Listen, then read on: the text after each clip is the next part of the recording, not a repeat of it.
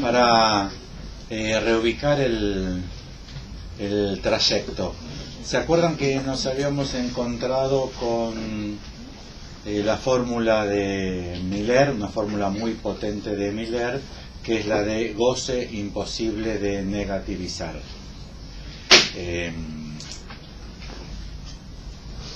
Basada en la fórmula de Lacan, que el significante fálico es imposible de negativizar. Miller toma la fórmula del significante fálico imposible de negativizar. De hecho, en Lacan lo único que se escribe negativizado es phi minúscula. En Lacan se escribe así, pero no se escribe con una menos antes ni esto, ni ninguna otra. De aquí toma Miller y dice el goce imposible de negativizar. Y nosotros encontramos en el seminario que para Lacan gozo es una instancia negativa.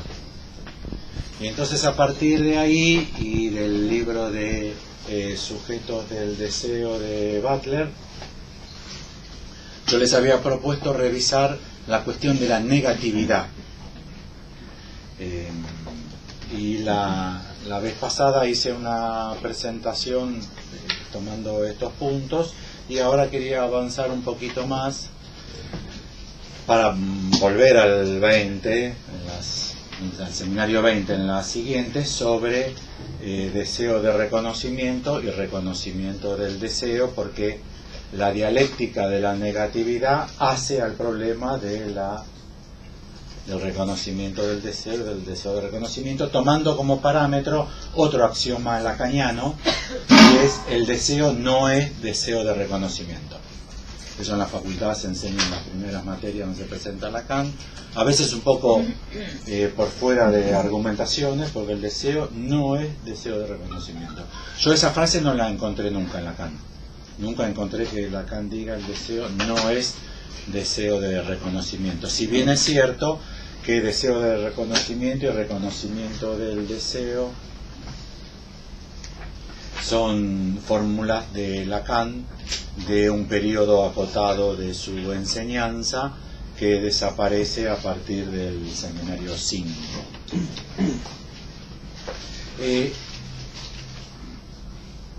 Sin caer en el modo del viejo que cuenta anécdotas, sin caer en ese modo, les cuento una anécdota, porque hace al problema de la discusión de casos clínicos que estamos...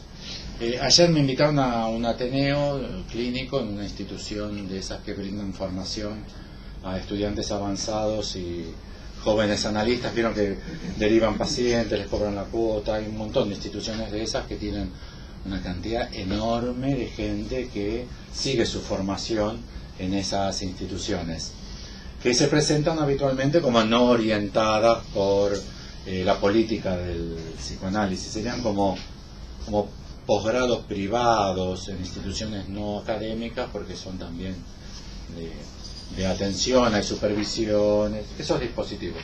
Todos ustedes lo conocen, hay varias, con mucha gente. Me invitaron a una de ellas ayer a discutir un caso clínico de un paciente de 50 años que no hacía nada, no hablaba con nadie, le habían extirpado una parte del cuerpo y él no preguntó nunca nada, ni por qué se tenía que internar, ni...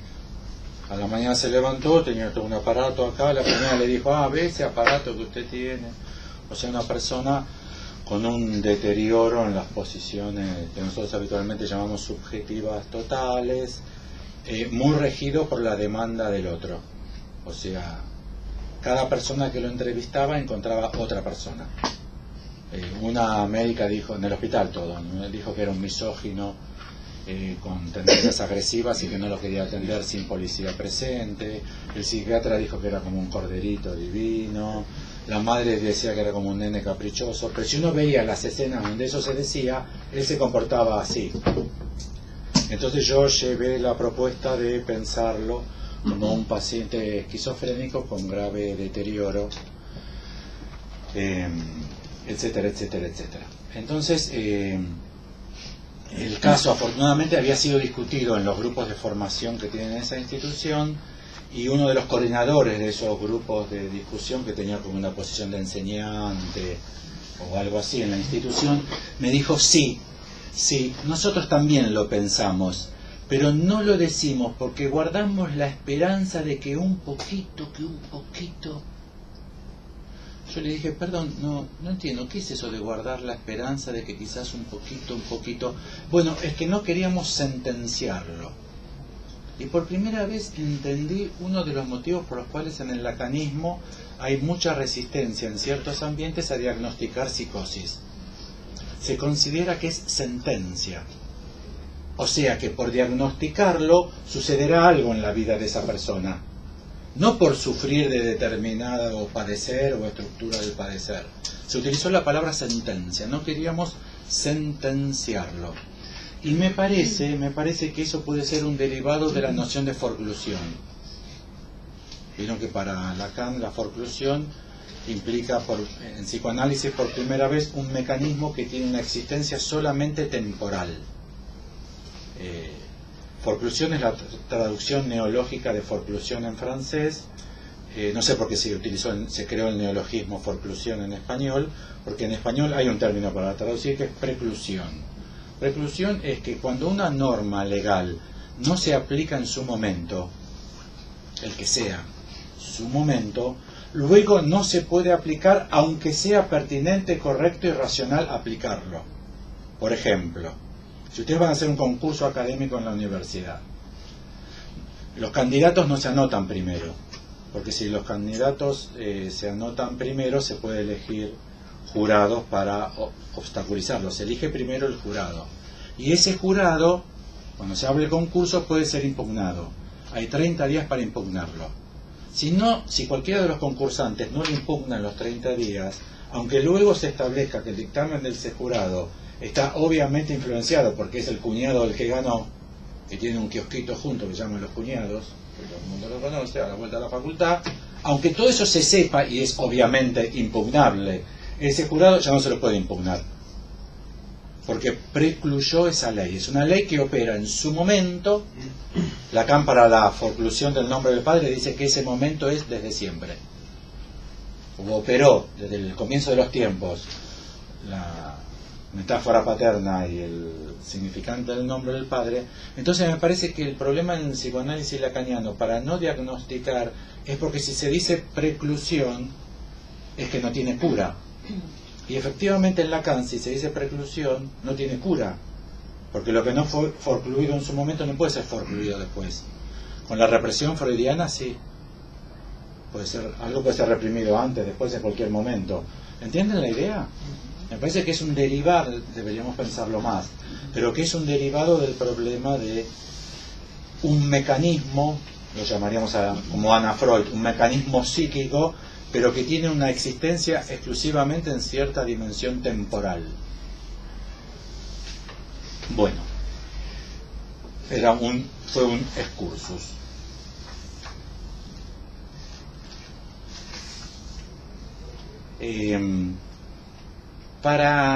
Estudiando este tema de la vez pasada y prepararlo, que fue la primera vez que yo estudio el deseo en la enseñanza de Lacan, por primera vez me pregunté, ¿pero qué es el deseo para Lacan? Siempre tuve la pregunta de ruido de fondo de, ¿pero qué es el deseo para Lacan? Yo no sé cómo si a ustedes les pasa, en esa nube de pedos que tenemos con Lacan, ¿qué es la pulsión para Lacan? ¿Qué es el deseo para Lacan? ¿Qué es verdad para Lacan? ¿Qué es energía? Y siempre estamos de que no tenemos la menor idea, porque la complejidad del asunto, por la enormidad de la dimensión de la obra, 27 seminarios, más varios volúmenes de escritos y conferencias, en un idioma que no es nuestra lengua materna, de una complejidad con una cantidad de citas, todo eso es dificilísimo. Me parece que para nosotros en general, deseo sería algo así como lo que se podría escribir así: cierta búsqueda del objeto. Ni siquiera, me permitió esto pensarlo, ni siquiera la fórmula del fantasma. No es que nosotros creemos que el deseo es lo que escribe la fórmula del fantasma, porque la fórmula del fantasma, esta flecha es crucial, Esta fecha es crucial. No lo dijo la vez pasada, pero en el escrito que presentó Alberto Sladonia, él trabaja muchísimo y critica a los editores del seminario el asunto de esta flecha, es toda la problemática del discurso amo. El discurso amo existe porque nosotros suponemos que efectivamente esta flecha funciona. Y en la fórmula del fantasma, igual que en el bucle S1, S2, no opera esa flecha. Esto es tan determinante de esto, causal o como se quiera, como esto de esto. ¿Entienden la idea? No se puede decir que esto es amo de esto, que esto es amo y esto es esclavo. Por eso en el discurso amo, donde Lacan lo plantea para él mismo, con una claridad novedosa que le permite enunciar un montón de consecuencias, por ejemplo la crítica a esto, que esto también en el seminario 21 es criticado y propone sustituirlo por lo que produjo antes de la cadena Borromea. En vez del eslabón S1, S2, una cadena de al menos 3 que nunca haga un núcleo una articulación de A2. Si uno busca en los diccionarios deseo, o sea, desire, decir, deseo, en alemán es más complicado, porque en alemán todo es más complicado. Si uno busca deseo puede ser Wunsch, pero también Drang, y también Begehren. Wunsch y Begehren son los que oponen a Lacan, pero también incluso Drang puede ser deseo. En general las definiciones de los diccionarios de estas lenguas modernas occidentales proponen eso: la búsqueda, la tendencia, el apetito de un ser, a veces ponen consciente, a veces voluntario, a veces no ponen nada, de un objeto. A veces aclaran que puede ser un objeto abstracto o no lo aclaran, pero en general es ese esquema. Hay un dato en griego es más complejo todavía, porque hay dos términos, epitimia y orexis, ambos se traducen por deseo, con lo cual... ese no lo tengo. Bueno, por eso digo, al menos que ya con estos dos ya se abre, y se traduce por libido, concupiscencia, cupiditas, libido, al latín, del griego la primera traducción al latín. Un dato, tanto desire como deseo como decir tienen el mismo origen etimológico, que es decidium. Este es interesante, me resultó.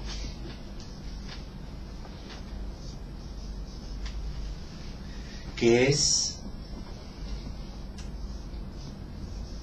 el prefijo privativo y sidus. Este a su vez proviene de sidus. El origen etimológico de todos estos términos, en todos los diccionarios lo dice, diccionario francés, en el Grand Robert, en el Herbert del alemán, sidus. Y sidus es constelación. Y entonces el privativo de constelación es cesar de ver, de sidus. Deja de verse la constelación de estrellas. Acá hay un laboratorio medicinal que se llama sidus, que es este término latino, que dice constelación de estrellas. O sea, la Alfa Centauro, ¿no? Y entonces decidus es cesar de ver, constatar la ausencia de dónde, buscar, desear, añoranza. Es más en el sentido de Lacan, que el deseo tiene que ver con falta en ser, no con la búsqueda de un objeto, sino es la posición en la que se queda luego de que se pierde algo. Esa es la etimología para todas estas lenguas de... bueno. Y en inglés, en desire, van a encontrar también to feel the loss of, sentir la pérdida de, la falta de. Bueno. Alfredo, pero está más enfatizado en la búsqueda que el objeto, digamos. en la etimología la búsqueda de la falta. En todas las lenguas modernas, más como, a mí me pasa por lo menos que hasta ahora había pensado deseo, más como la búsqueda del objeto. Como querer algo. Mi deseo va por la música, mi deseo va por el cine, como si fuese una vocación, como si fuese ir hacia algo.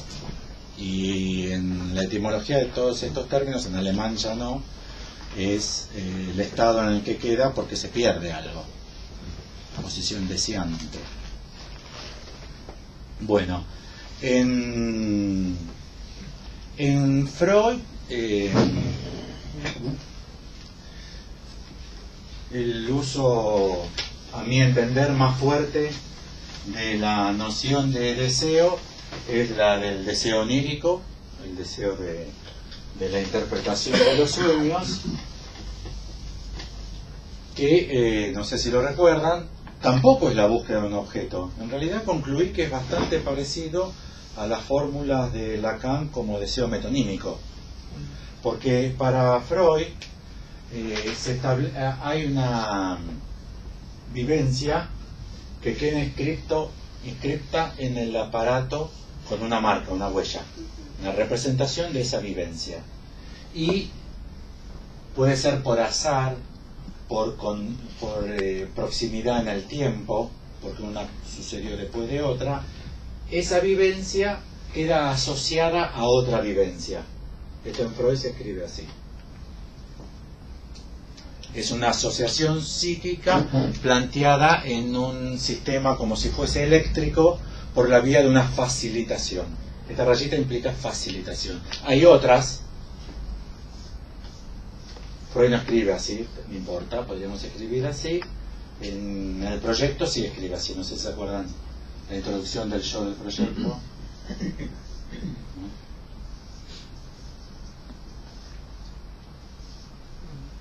Y entonces Freud dice que la QN, que es esa cantidad, para los que discutíamos energía, en Freud es una cantidad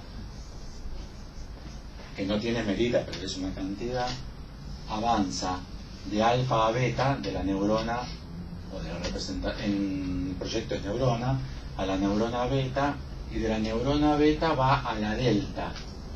Y va a delta porque acá hay una facilitación y acá hay una resistencia. Entonces lo que se escribe acá en realidad es una facilitación. Hay millones de neuronas, estas dos que quedan cargadas con la representación quedan asociadas. Deseo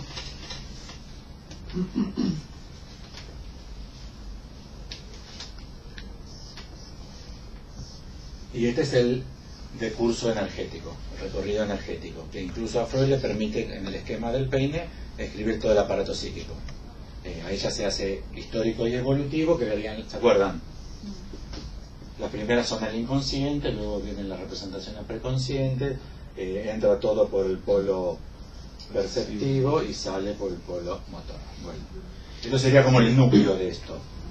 Entonces Freud dice que deseo es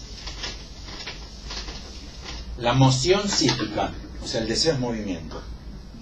La moción psíquica. Deseo es la moción psíquica que, vuelta a cargar esta neurona, tiende a descargar esa energía que le entró a esa neurona a la que ésta está asociada. Y es por eso que puede el deseo terminar en un mundo alucinatorio. Porque esto es una percepción y el registro de esa percepción. Por ejemplo, el hambre, que es el modelo más típico de Freud, que queda asociada a la percepción de la satisfacción de recibir la alimentación. Entonces Freud dice, cuando vuelva a aparecer el hambre, se volverá a cargar esa huella. Y el aparato autónomamente tenderá a descargar esa energía a la neurona o representación que le está asociada, pero no vino la leche. El niño no está siendo alimentado. Alucina que está siendo, por eso el desear termina en alucinar. Con lo cual, efectivamente, observen ustedes que no se trata de la búsqueda de objetos, no es ninguna búsqueda. Es un movimiento, pero no es un movimiento en la realidad o en el aparato psíquico de salir a buscar. Es un movimiento, es este movimiento. En realidad es este movimiento, el segundo, en el cual, producida una asociación, convocada la primer elemento de esa asociación, se tenderá al segundo, con lo cual me parece que si hacemos el esfuerzo que hace Lacan en el seminario 1 de convertir, ¿se acuerdan que Lacan toma el esquema del peine y escribe S1, S2, ¿se acuerdan? Si nosotros aceptamos esa transcripción, tenemos que en Freud habría un equivalente al deseo metonímico en Lacan. Igual deseo metonímico en Lacan, ahora lo voy a presentar, tiene sus bemoles porque al principio, seminario 5, 6, plantea el deseo es metonimia en instancia de letra. El deseo es metonimia, el síntoma es metáfora y no es metáfora decirlo. O sea, son fórmulas categóricas propuestas por Lacan en la instancia de la letra en el inconsciente. Más adelante la transforma en, como hace Lacan, como he dicho, la metonimia vehículo del deseo. Ya no es. Con es aparece como una gana de escribir igual, deseo igual metonimia. Y ahí lo que aparece luego es vehículo. Bueno, eso, la moción psíquica, el movimiento. Y el otro gran tema freudiano es estrictamente aristotélico.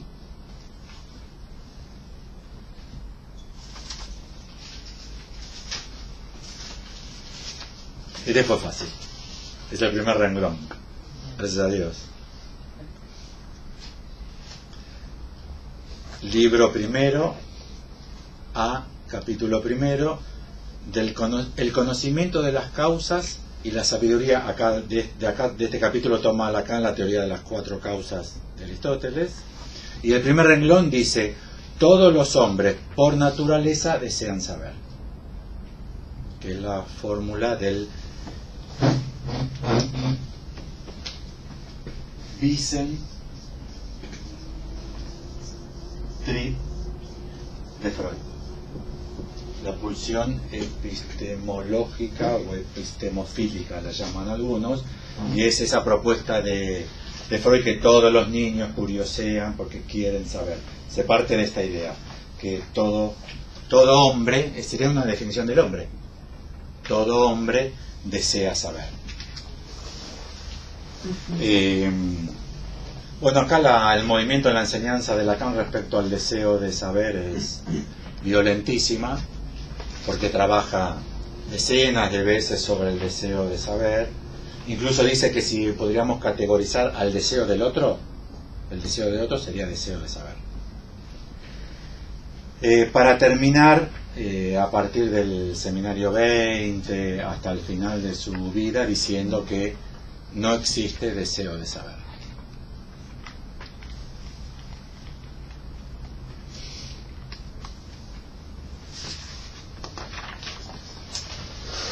Una cita sobre el deseo de saber es el del Congreso de la Grande Motte en el 73. Es en esto que podría ser puesta de nuevo en juego la entrega de toda una especie al menos mal. He dicho que era amor que se dirigía al saber, no he dicho deseo, porque en lo que se refiere al Bistri, al deseo de saber de Freud, aun cuando fuese Freud quien metiera la pata, ya pueden esperar sentados. Por lo que eso se refiere, digamos que no hay ni el más mínimo. Elegí esta porque está buena esta.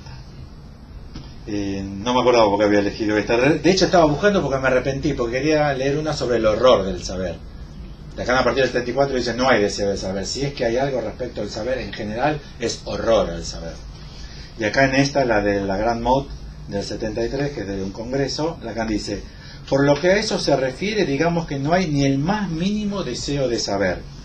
Es lo que está absolutamente demostrado por la historia, y en particular por la historia del psicoanálisis.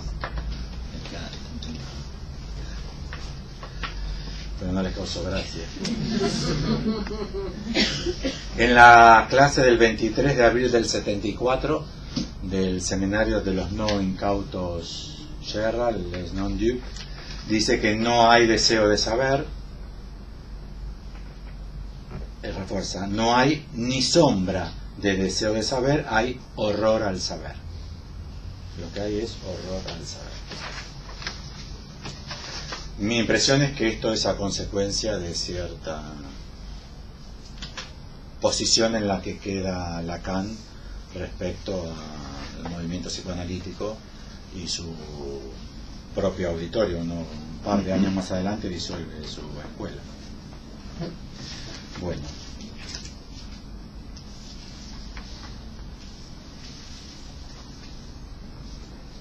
Alfredo. Sí. Una intervención acá de Karina. Sí. Dice, o sea que el deseo de saber sería un invento del psicoanálisis, sería el deseo del analista.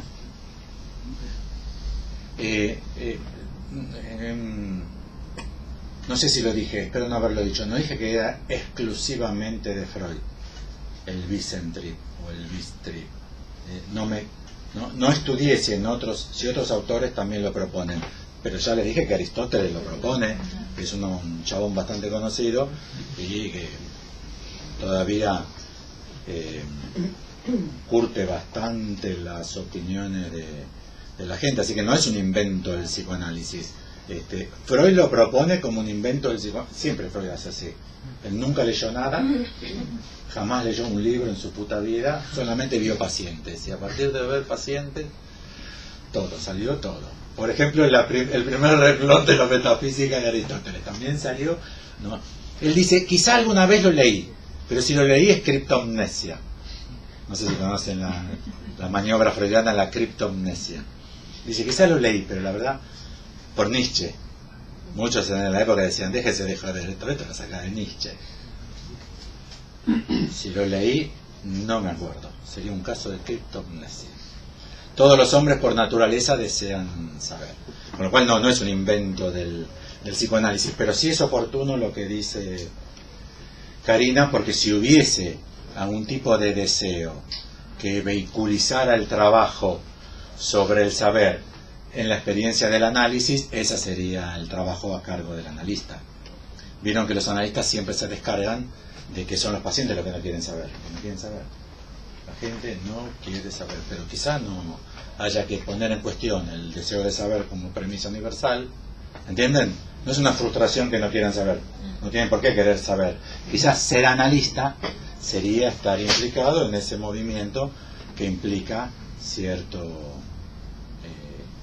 tendencia, cierto apetito hacia el saber. Igualmente les digo, eso depende mucho de la corriente analítica, porque hay muchísimos analistas que practican el análisis proponiéndole a sus analizantes que no se trata de saber, que se trata de experimentar, que hay que desconfiar de las elucubraciones de saber. Veo que en psicoanálisis lacaniano elucubrar es una palabra peyorativa. No sé si leyeron textos millerianos o solerianos orientados por Miller o de Colette Soler. Está puesto como peyorativo, pero no es una palabra peyorativa. Es querer saber. Elucubrar es iluminar algo para poder saber sobre eso. Bueno,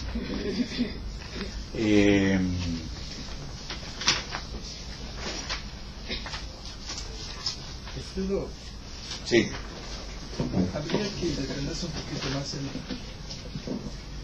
que detenerse un poquito más en la crítica de la metonimia en relación al deseo ahí, porque me acuerdo que una de las cosas que se decían, se daba como ejemplo los porqués de los chicos, y como no hay deseo de saber porque es deseo de saber otra cosa, es decir, lo identifica con la metonimia, que la metonimia estaría mal, y habría que buscar una metáfora para parar con eso, es decir, para poder saber algo específico. Creo que habría que hablar un poquito más sobre eso en este punto, ¿no? Sí. Yo no lo voy a trabajar hoy, hoy solamente voy a trabajar deseo de reconocimiento, el nudo, deseo de reconocimiento del deseo. Estaba queriendo armar mínimamente un mapa, primero para que quede claro que no es lo único que dice Lacan sobre el deseo, y que lo que dice Lacan sobre el deseo no son capítulos que se articulen como una máquina ensamblada, ni que son capítulos de una saga que termina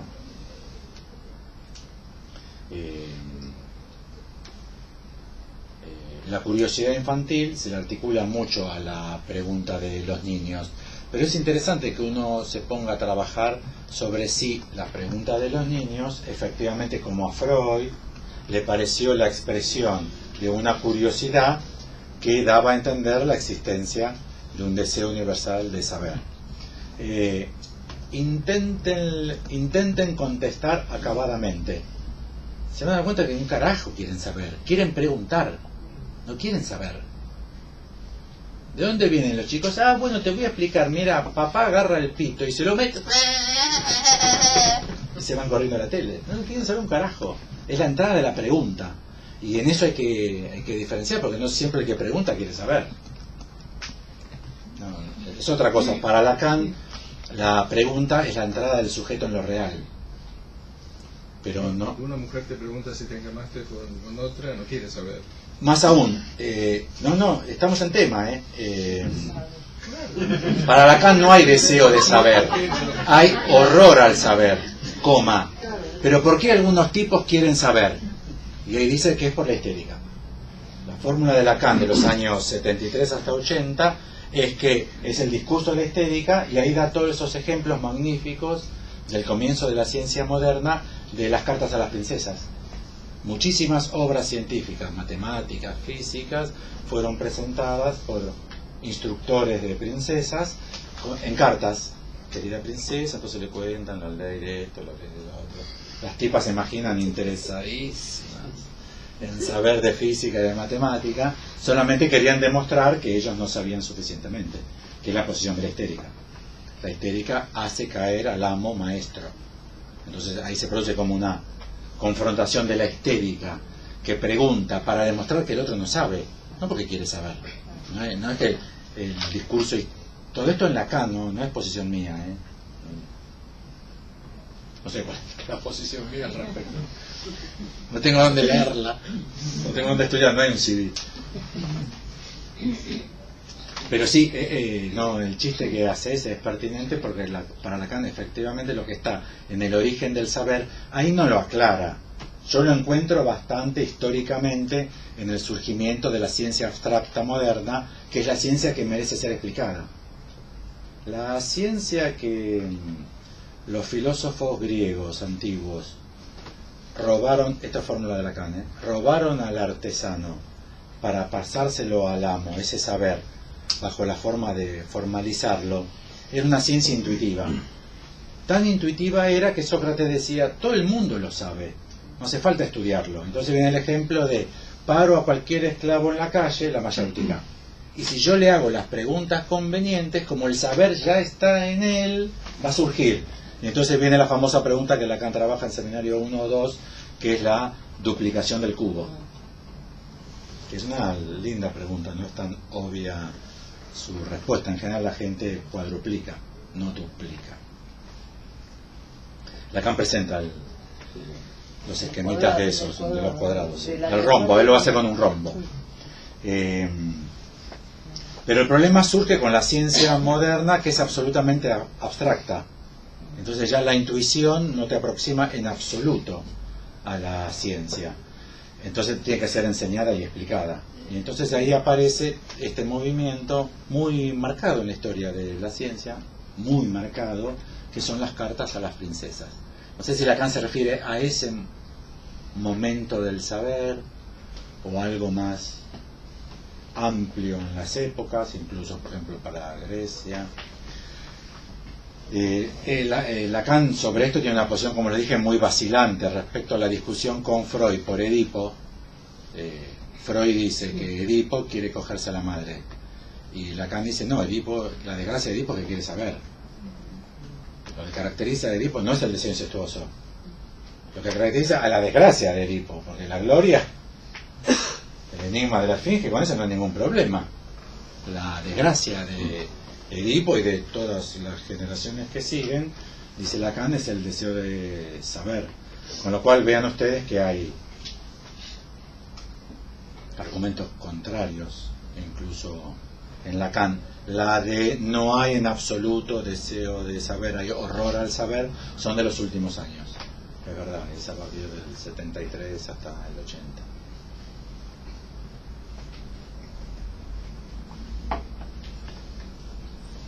Ideas interesantes para pensar para el colegio, para la enseñanza en la primaria, en la secundaria, porque es muy distinto si uno enseña suponiendo que los chicos quieren saber, o si uno sabe que no, una poronga quieren saber nada en absoluto, y que uno tiene que ocupar el lugar de histérica para despertar cierta conmoción ahí que motorice un deseo artificial de saber. Cambiaría totalmente la... Bueno, y ahora entonces, bueno, en Lacan no solamente está el problema del deseo de saber, no hay en absoluto deseo de saber, está también el deseo del hombre es el deseo del otro, está el deseo definido como más allá de la demanda, son todas definiciones, el deseo es el más allá de la demanda, y eso no tiene que ver con saber estrictamente, al menos en la fórmula. Y también está el capítulo de deseo y metonimia. Muchos de estos son simultáneos, son todos alrededor de seminario 5 o 6 que abren varias líneas propuestas por Lacan sobre el deseo que se mantienen durante unos cuantos años para desaparecer al final. El deseo en relación a la falta. Hay una articulación que en español la perdemos. Este término francés que Lacan utiliza muchísimo, béance, que Gárate y Marina proponen traducir por oquedad, y efectivamente me parece que una de las varias acepciones de oquedad en español responde bien.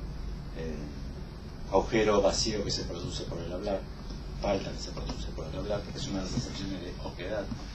Fue traducido neológicamente, no sé, origancia, no sé por qué. Origancia. Esta falta, en francés se llama béance, su origen etimológico es ver, que quiere decir boquiabierto y quiere decir desear. Es importante saberlo porque a nosotros se nos pierde totalmente que toda la relevancia que tiene la enseñanza de Lacan béance es una relevancia vinculada a la falta del deseo. O sea, digo, también es un capítulo para estudiar en relación a la concepción de Lacan sobre el deseo, pero como nosotros no tenemos el francés como lengua materna, quizás se nos escapa.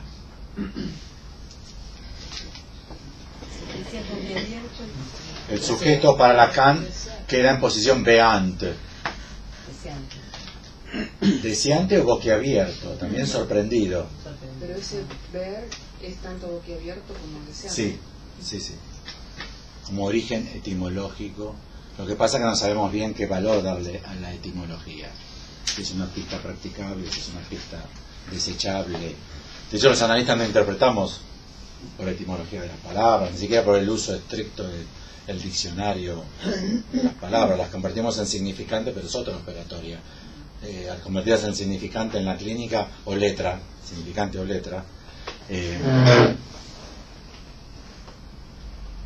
las leemos en función casi, me parece que por principio, independientemente del diccionario de la lengua y del diccionario etimológico.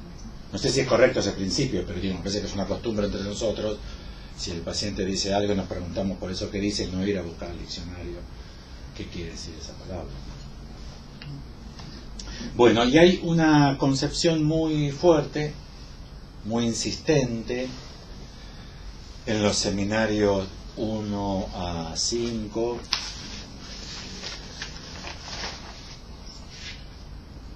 seminarios 1 a 5, en todos los seminarios prácticamente, y también de los escritos de Lacan en la instancia de la letra, solo en ese, de concebir al deseo planteado como deseo de reconocimiento en un nudo, en una articulación muy estricta con el reconocimiento del deseo. De hecho, reconocimiento del deseo. Deseo de reconocimiento solamente aparece en las veces que aparece el reconocimiento del deseo. O sea, son dos términos que en la enseñanza de Lacan aparecen efectivamente como nudo. En el mismo párrafo me plantea uno, pero lo plantea en asociación a lo otro.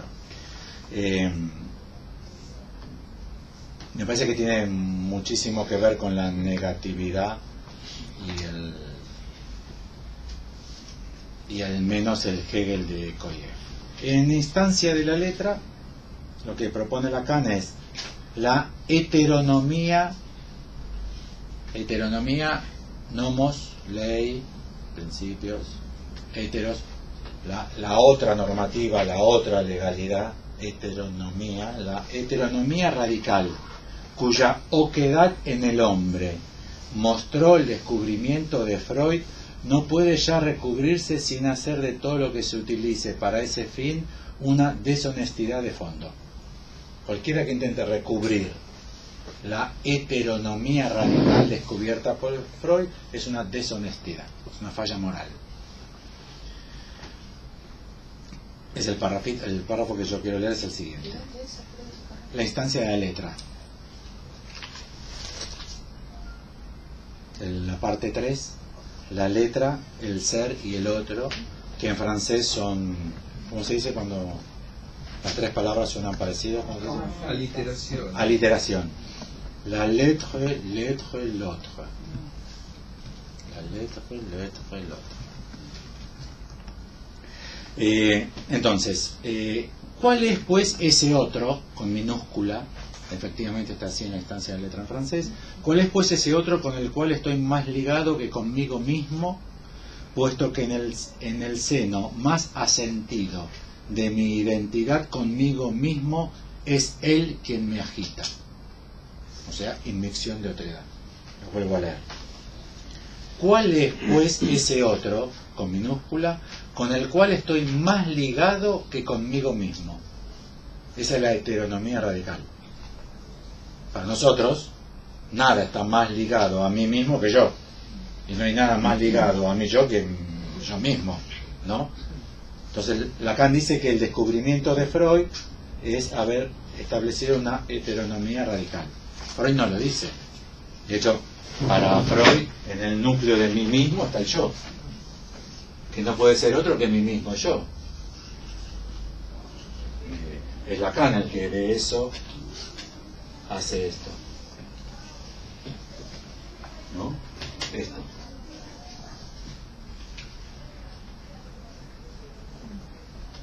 Incluso desde el estadio del espejo, donde yo es otro, ¿no? Yo es otro. Su presencia, sigo leyendo, no puede ser comprometida sino en un grado segundo de la otredad. La presencia de este otro, por el cual nos preguntamos qué es más yo que yo mismo, ese otro, en un grado segundo de la otredad, que lo sitúa ya a él mismo en posición de mediación con relación a mi propio desdoblamiento con respecto a mí mismo, así como con respecto a un semejante. Entonces Lacan dice que en el desdoblamiento entre yo y mí mismo, o entre yo y yo mismo,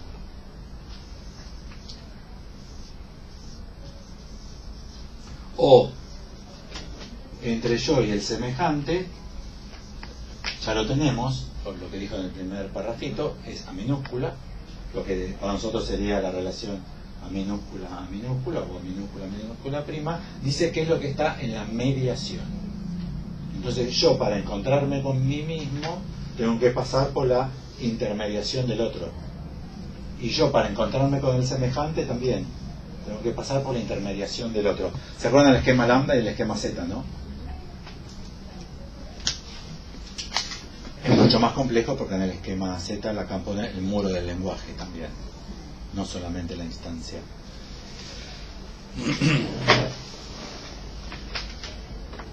Si dije que el inconsciente es el discurso del otro, con, acá en español lo llaman con O mayúscula, sería con A mayúscula para nosotros, es para indicar el más allá donde se anuda el reconocimiento del deseo con el deseo de reconocimiento. Dicho de otra manera, me parece que en este esquema que estamos presentando también se puede decir en forma negativa, hay pérdida de ser. O sea, no hay para mí la posibilidad de acceso a mí mismo. O sea que yo, en relación a mí mismo, he perdido mi ser esencial, mi ser particular, mi ser individual en esta lógica. Si dije que el inconsciente es el discurso del otro con la mayúscula, es para indicar el más allá donde se anuda el reconocimiento del deseo con el deseo de reconocimiento. Dicho de otra manera, es ese otro que es el otro, es ese otro con minúscula que es el otro con mayúscula, que invoca incluso mi mentira como fiador de la verdad en la cual él subsiste. Entonces, este otro es el fiador de la verdad.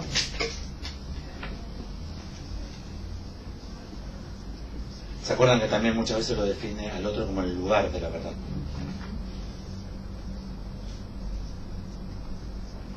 Y entonces, todo lo que sea la relación entre yo y mí mismo va a estar atravesada por este otro, y es si es verdad. ¿Entienden? Si es verdad que yo tal cosa. Si es verdad para mí mismo que yo tal cosa. O aunque yo se lo diga a otro, si yo le estoy mintiendo o no le estoy mintiendo, ¿es verdad o es mentira? O sea, la verdad de lo que yo planteo en relación a mí mismo, o la verdad de lo que yo planteo, todo eso va a estar intermediado por la función del otro. Entonces, si dije que el inconsciente es el discurso del otro con A mayúscula, es para indicar el más allá donde se anuda el reconocimiento del deseo con el deseo de reconocimiento. O sea, que si introducimos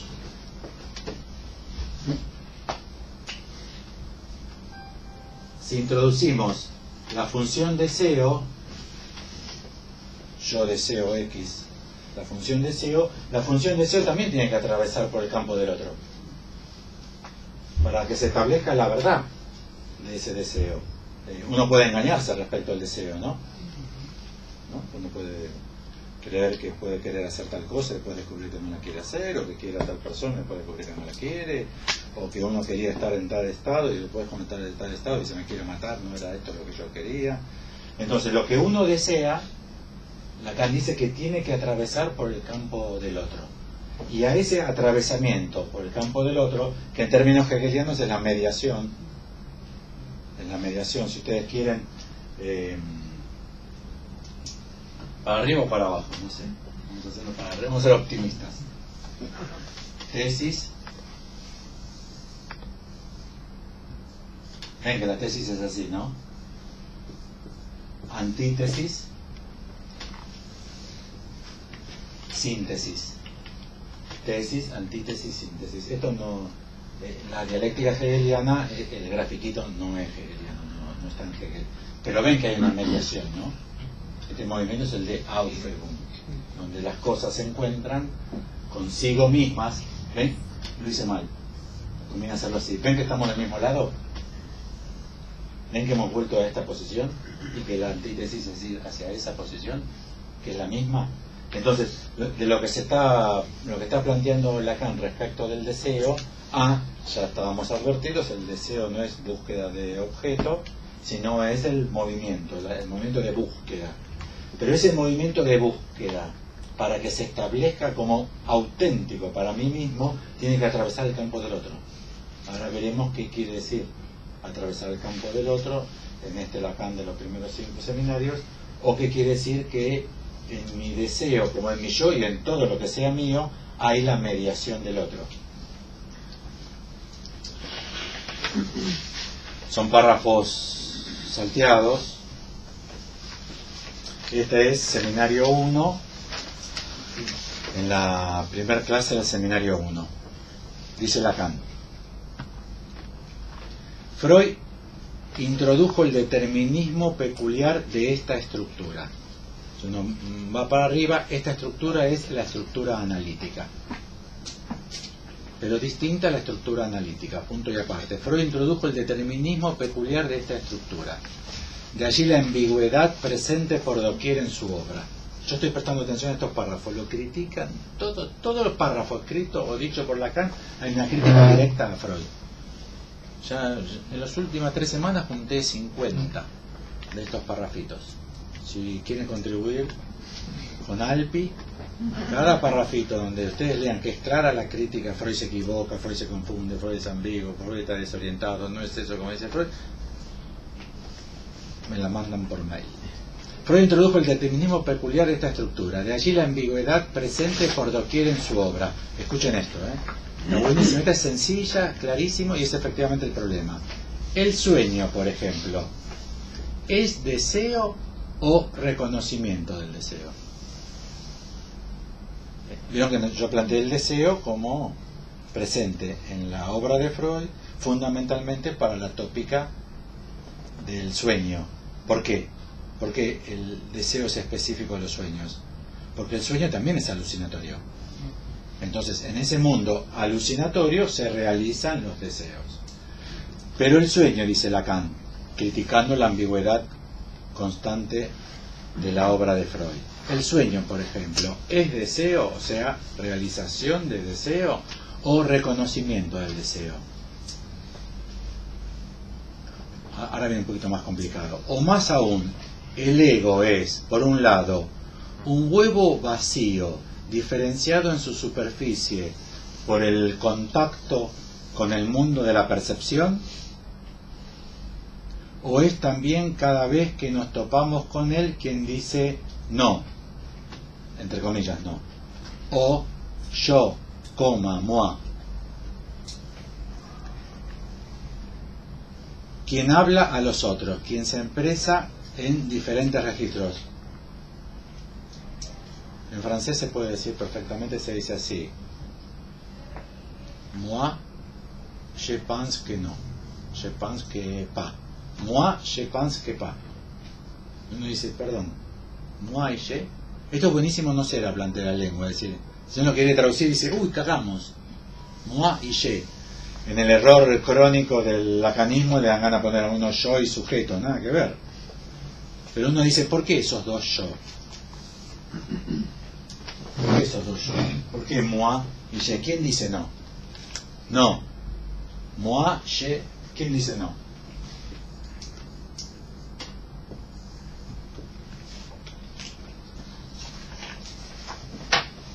¿Lo pensamos juntos con el sueño? ¿El sueño es deseo o reconocimiento del deseo? En psicoanálisis.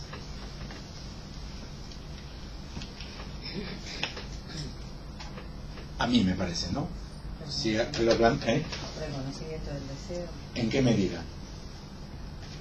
Porque en medida en que lo digo. En la medida en que lo digo.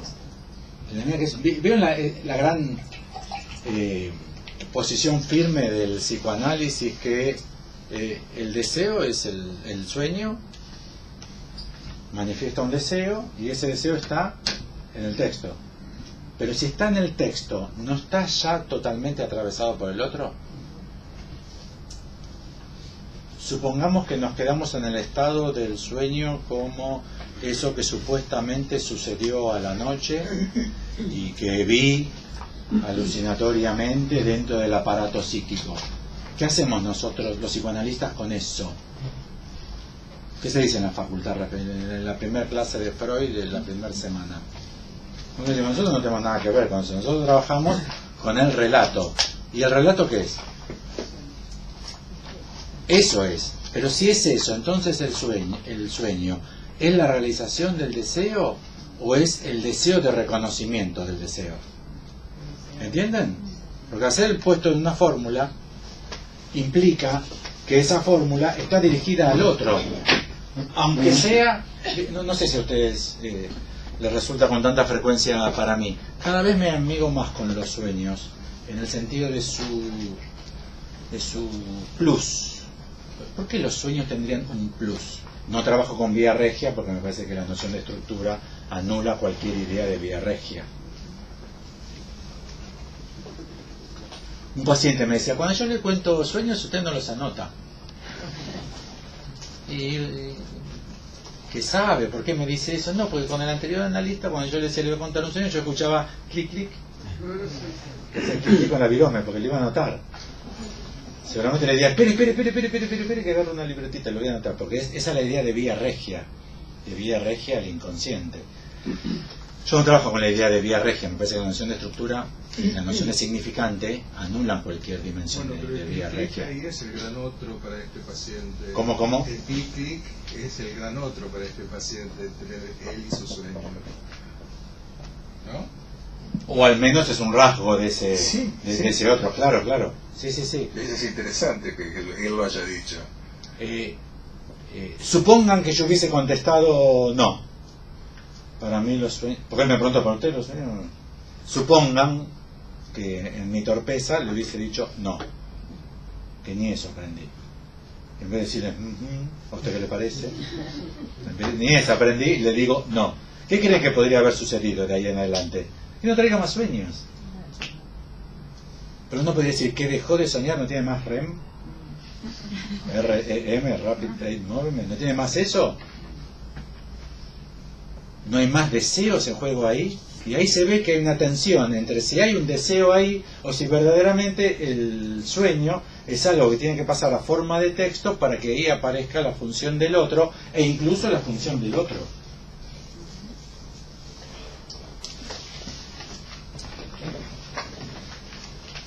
En el mismo seminario, el seminario 1, clase 14. Tomaré ahora, dice Lacan, un ejemplo que ya les es familiar, pues lo he examinado como 20 veces, el caso Dora. Lo que el análisis se descuida es evidentemente la palabra como función de reconocimiento. Ya saben, ya se los comenté, estas últimas semanas me pregunté mucho por qué los psicoanalistas dicen que el deseo no es deseo de reconocimiento. Ustedes podrán decir, y bueno, porque Lacan dejó de decir eso a partir del seminario 5, pero muchas otras fórmulas del deseo dejaron de ser dichas por Lacan en el seminario 5 o 6 y no te enseñan en la facultad que eso no es el deseo. No te enseñan que el deseo no es metonimia, que la metonimia es vehículo. Y Lacan nunca más dijo que el deseo es metonimia. ¿Se entiende? Hay algunas frases que se instalan en el saber psicoanalítico, que se imponen per sí, que ni siquiera están en Lacan, pero que adquieren una relevancia, pero por algún motivo adquieren esa relevancia. Yo creo que porque se planteó como si fuese un rechazo al rasgo obsesivo, dicho coloquialmente, ¿no? Los esposos de las chicas presentes. Siempre los obsesivos, no sé por qué son los esposos de las psicoanalistas que están presentes. Porque mi marido, ¿no? Es un obsesivo del libro. ¿Qué sería el deseo de reconocimiento del obsesivo del libro, que es el esposo de una psicoanalista presente? Que vos no reconocés todo lo que yo hago, siempre decís que estoy, pero ¿quién trae la plata todos los días? Sí, me olvidé que era el cumpleaños del pibe, bueno, ¿qué te digo? Con todos los problemas que tengo, bueno, no fui a la fiestita, tampoco al colegio, bueno, pero vos no reconocés todo lo que yo hago por esta... Me parece que se cree que al decir que el deseo no es el deseo de reconocimiento, que la estructura del deseo en psicoanálisis no admite el deseo de reconocimiento, porque en ese caso sería de atribuciones yoicas. Reconoce todo lo que yo sé, reconoce todo lo que yo hago, reconoce todo lo que yo aporto. Pero no es en relación a eso que Lacan plantea el deseo de reconocimiento. No es el deseo de ser reconocido en atributos yoicos. No es que Lacan plantea que hace falta que el otro me restituya en mis propiedades. Es justamente la ausencia y la pérdida radical de esas propiedades. No habría nada para reconocer. Es falta en ser. No es para Lacan, nunca es para Lacan reconocimiento del ser. Entonces, en el caso Dora, lo que en el análisis se descuida es evidentemente la palabra como función de reconocimiento. De vuelta, no de reconocimiento de los atributos yoicos, sino reconocimiento en el sentido de la mediación inexorable en el campo del otro, que para Lacan es la existencia del sujeto. No hay sujeto si no es existiendo a través del campo del otro. Y acá viene una dimensión muy clara. La palabra es esa dimensión a través de la cual el deseo del sujeto está integrado auténticamente en el plano simbólico. La palabra. Tan solo cuando se formula cuando se nombra ante el otro, el deseo, sea cual fuere, es reconocido en el pleno sentido de la palabra. No se trata de la satisfacción del deseo, ni de no sé qué primary love, sino exactamente del reconocimiento de deseo.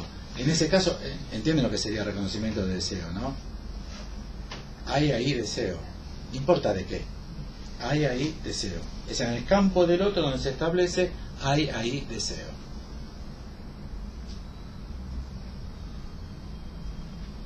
En el mismo seminario 1, clase 14, en el apartado 3, dice Lacan, Freud, por razones que también están vinculadas a ese punto de partida erróneo, o yo estoy sufriendo fenómenos alucinatorios donde se me proliferan, como los bichitos de los esquizofrénicos, o en todos los párrafos lo critica, ese retorno a Freud, revisemos a Freud porque está todo mal, desde el seminario 1, Freud, por razones que también están vinculadas a su punto de partida erróneo, es claro, digo que no está volviendo a Freud con fidelidad. Ni siquiera interpreta, adora las manifestaciones de su pretendida transferencia con él, al menos evita así equivocarse en este punto. Simplemente le habla del señor K. ¿Qué significa esto sino que le habla a nivel de la experiencia de los otros? Es en el nivel donde el sujeto debe reconocer y hacer reconocer sus deseos. ¿Entienden lo que eso significaría, no? Que si ustedes como analistas, con vuestros analizantes, no hablan de los otros, en ese caso, los deseos no tendrían estatuto. Es al revés de cómo se hace. No, bueno, eso es lo que quiere tu papá, eso es lo que aspira tu mamá, pero vos, más allá de ellos, vos, ¿qué querés? Y ahí tenemos a todos los pibes y dicen, no sé qué voy a estudiar, no sé qué voy a hacer, estoy arrepentido, estudio esto, estudio otra cosa, no estudio nada, voy a tocar la viola, no. Y se quedan tomando birra, porque están esperando. Es un malentendido de época, pero tremendo, tremendo. Están esperando, todo el mundo está esperando y ¿qué vas a hacer? ¿Qué querés hacer? A ver. Y el pibe dice, nada, no tengo ganas de hacer nada, no tengo la más puta gana de hacer nada. Como todos los pueblos de toda la historia de la humanidad, nadie tiene la más puta gana de hacer nada. Los hombres pescan y cazan, las mujeres hilan y cuidan a los... O sea, ¿entienden? Eso viene del otro, no. Pero si uno le exige a la gente, y efectivamente eso está tan fuerte que ya los chicos mismos están exigidos en ese punto, van a ver que muchísimos de los quilombos adolescentes en casa van a ver que están argumentados por el pendejo. Bueno, pero es lo que yo quiero. Vas a almorzar a las 8 de la noche. Y bueno, yo quiero almorzar a las 8 de la noche. ¿Qué problema hay? Yo quiero almorzar a esa hora. Me hace feliz. Me hace feliz. O no, ni siquiera es una petición de principio. Eso es lo que sale de mí. Eso. Y es una petición de principio. Pero es la misma petición de principio que les viene de la sociedad como demanda. Debes tener un deseo particular. Desconfía si es parecido al de tu familia. Lo mismo que tu papá. Déjame de joder. Y por otra parte, tiene que ser algo que provenga de mí. Cuando uno revisa estadísticamente, la gente solo quiere lo que la sociedad dice que en ese momento hay que querer. Desde los Beatles los chicos quieren tocar el bajo eléctrico. Ustedes revisen la historia de la música, a ningún puto joven se le ocurrió tocar el bajo eléctrico, hasta que los Beatles tocaron el bajo eléctrico. Y habría que ver si hubiese existido el bajo eléctrico, que se hubiese descubierto el dispositivo, si los Beatles o los Rolling u otros lo hubiesen hecho popular. Quizás fracasaba como dispositivo, no lo tocaba nadie.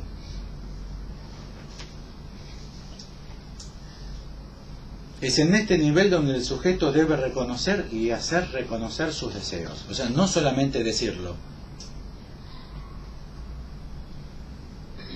y decírselo a un analista, porque está hablando de los casos de análisis, sino que esos deseos dichos al analista deben estar referenciados a otro, si no, no existen. Porque el deseo es verdaderamente la presencia de la marca del atravesamiento en el campo del otro. Lo otro serían, podríamos llamar coloquialmente así, ganas, no sé de qué. Tengo ganas, no sé de qué. ¿Qué le dirían ustedes a alguien que le dice tengo ganas, no sé de qué? ¿Qué son esas ganas? ¿De qué tengo? Tengo ganas, pero no sé de qué. ¿Qué es? No sé si me entienden, sería casi como una contradicción en los términos para el decir moderno. Si tengo ganas es que tengo ganas de algo. Nosotros, yo mismo hasta hace poco creía que lo fundamental era ese algo. No, para Lacan, el Lacan de esta época, en relación a Koyev y Hegel evidentemente, el deseo pasa por ese movimiento que implica ciertas ganas, voluntad, impulso, apetito, pero que existe solo a partir del atravesamiento del campo del otro en relación a otros. Si no, no hay existencia del deseo. Con lo cual el deseo es solamente el deseo de reconocimiento. ¿De reconocimiento de qué? Del deseo. El deseo es deseo de reconocimiento del deseo.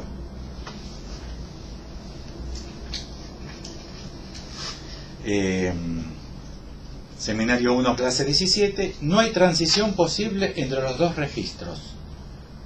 2 puntos. El del deseo del animal, donde la relación es objeto, y el del reconocimiento del deseo. La intersubjetividad debe estar desde el comienzo, puesto que está al final. Bueno, aquí, como todos somos lacanianos, cuando escuchamos intersubjetividad se nos paran los pelos de punta, porque en la segunda clase de la facultad de escuela francesa te dicen que para Lacan no hay intersubjetividad. Es el segundo axioma.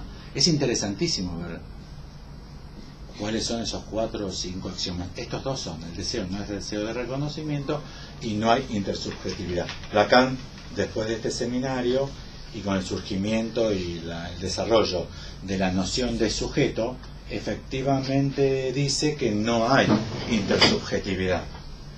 Pero entonces, ¿de qué carajo hablamos cuando hablamos de la relación entre esto y esto?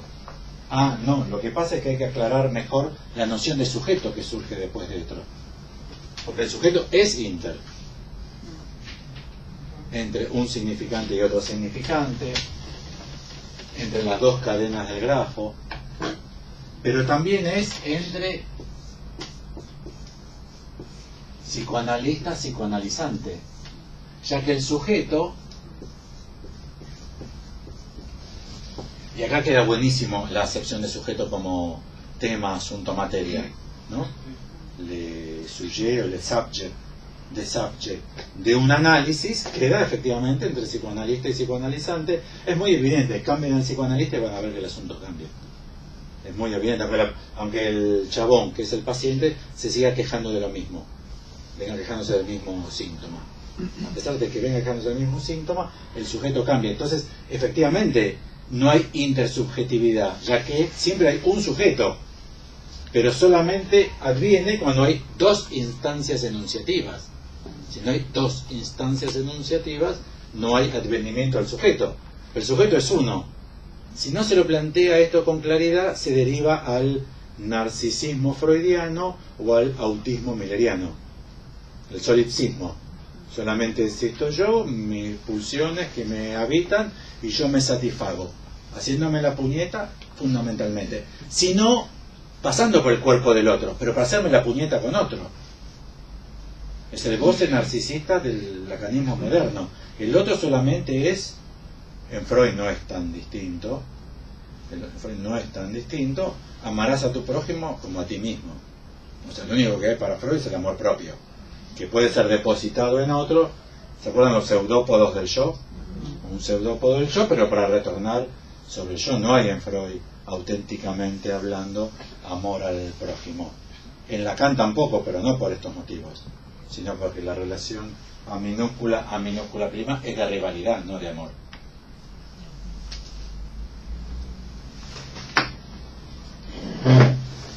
Entonces, la intersubjetividad debe estar desde el comienzo, puesto que está al final. Con intersubjetividad, que ya sabemos que es un término flojo, muy pobre, lo que sabemos es que para que haya deseo tiene que haber un lazo íntimo entre el sujeto, el otro con A mayúscula y el otro con A minúscula, para que el deseo exista.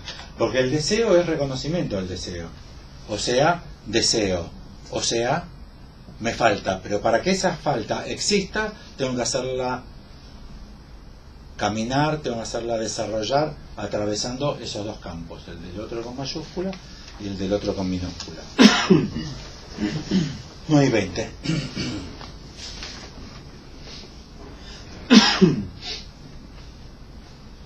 Esta está muy buena. Seminario 2, clase 17. Dice Lacan: relean la Traumdeutung, la interpretación de los sueños. En realidad, Traumdeutung no es la interpretación de los sueños, es el sentido o el significado de los sueños. Deutung. Relean la Traumdeutung y lo comprobarán a cada paso. Todo lo que se revela como nombrable está siempre a nivel de la elaboración del sueño. En el relato. Todo lo que es nombrable, todo lo que es decible sobre el sueño está en el relato. Esta elaboración es una simbolización, con todas sus leyes, que son las de la significación. De esto les hablé ayer cuando mencioné la partición significativa, la polivalencia, la condensación y todos los términos que Freud emplea. Siempre es del orden de la sobredeterminación e incluso del orden de la motivación significativa. No sé a qué se refiere con anoche, ayer, no sé cuál será el texto que habría que leer para saber de qué habló la noche anterior. No lo busqué. A partir del momento en que el deseo ya entró ahí, está capturado de cabo a rabo en la dialéctica de la alienación. O sea, es hegeliano, efectivamente. Y ya no se expresa sino en el deseo de reconocimiento y en el reconocimiento del deseo. ¿Cómo alcanzar lo que todavía no era? Esta está buena, ¿eh? Lo vuelvo a leer. Entienden que está contrastando al donde eso era, yo debo advenir, que es la fórmula freudiana, transcripta por Lacan, donde eso era, el sujeto debe advenir, y luego, bueno, esos son los primeros desarrollos de los primeros seminarios.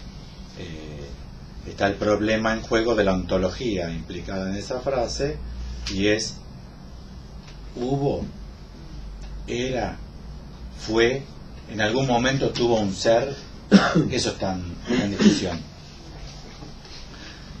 A partir del momento en que el deseo ya entró ahí, está capturado de cabo a rabo en la dialéctica de la alienación. En Lacan, alienación a la hegeliana es yo es otro, no locura, no el alienado del alienista, de alguien que se cree Napoleón. Se utilizó alienado y alienista para los primeros psiquiatras porque la gente se creía otra de la que era. El dibujito en mi época era Napoleón, alguien que se cree Napoleón. Para Lacan, en la teoría de la locura, es mucho más complejo, porque si Napoleón se cree Napoleón, también está loco. No es menos loco si Napoleón se cree que es Napoleón. Y Lacan dice, se lo creyó y así le fue. Lo mandaron a la isla unos cuantos años por ese motivo. A partir del momento en que el deseo ya entró ahí, está capturado de cabo a rabo, totalmente, en la dialéctica de la alienación. O sea, ya es otro. Ya implica que ya es otro. Y ya no se expresa sino en el deseo de reconocimiento y en el reconocimiento del deseo. Deseo de reconocimiento sería el deseo, y reconocimiento del deseo sería el objeto. Ven el bucle de deseo de reconocimiento, reconocimiento del deseo. Lo único que puede haber, si hay deseo de reconocimiento, es reconocimiento del deseo. O sea, que sería ¿qué? Los puntos, desea. O se desea. O, hay que pensarlo, es delicado. O hay deseo. Y a partir de ahí dice, ¿cómo alcanzar en el deseo lo que todavía no era? Porque mucha de nuestra mitología freudiana respecto del deseo es recuperar el objeto originalmente perdido, en el origen, originalmente perdido. El pecho de la madre, el objeto incestuoso interdicto por la interdicción paterna. En Freud hubo un objeto. En el comienzo fue la acción. Encontré, ¿alguno de ustedes leyó el Fausto de Goethe? Sí. Hay malas versiones y buenas, tremendo. Hay versiones así y versiones así. La versión buena, la completa, es un embole tremendo. Es un embole tremendo, larguísimo, interminable. Y ahí está, en el comienzo era la acción. Freud dice, esto lo tomé del Fausto de Goethe, dice abajo. En la polémica en el comienzo era el verbo. Entonces Freud sostiene, en el comienzo es Lacan sostiene, en el comienzo fue el verbo, el Evangelio según San Juan, y Freud dice, yo, como Goethe, sostengo, como dice en el Fausto, al comienzo mismo del Fausto está, en las primeras con Mefistófeles, y les advierto, es Mefistófeles quien lo dice, no Fausto, está en el Fausto, pero no lo dice Fausto, lo dice el diablo. ¿Entienden la polarización, no? Dios es el que dice en el comienzo está el verbo, o sea, Dios dice en el comienzo está el verbo, porque el verbo es el Espíritu Santo, el verbo con B corta mayúscula, y es muy interesante donde lo saca Freud,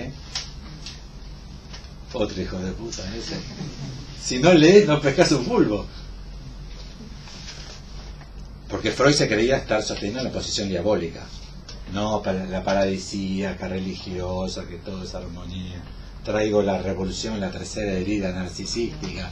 Soy un personaje como diabólico, la peste. Llamaron los dioses del Averno.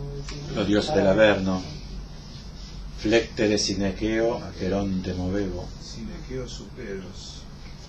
Siempre Freud está creyendo, y lo que discutíamos antes en el programa de investigación científica es, trajo Freud la subversión radical en su texto, no que Lacan dice que en su acto lo hizo, pero se equivocó en los argumentos.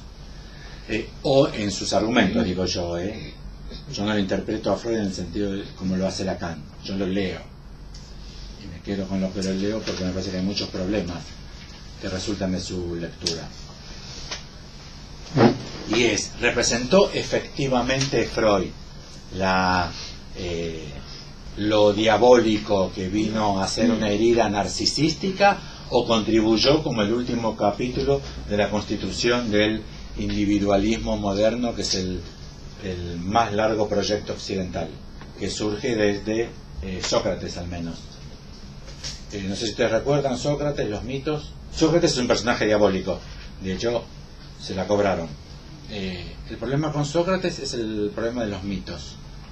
Sócrates, el subvertidor de jóvenes, les decía a los jóvenes, pero ¿ustedes creen en el mito? Y los pibes le decían, ¿qué? Y Sócrates decía, tranquilo, vos crees en el mito. Eso que se dice que los dioses cogieron así, vos crees. Y es un quiebre muy importante en nuestra civilización, uno de los que tiene un montón de pasos. Pero Sócrates es el primero que funda este proyecto. Hay un decir popular, pero cada uno tiene que asumir una posición.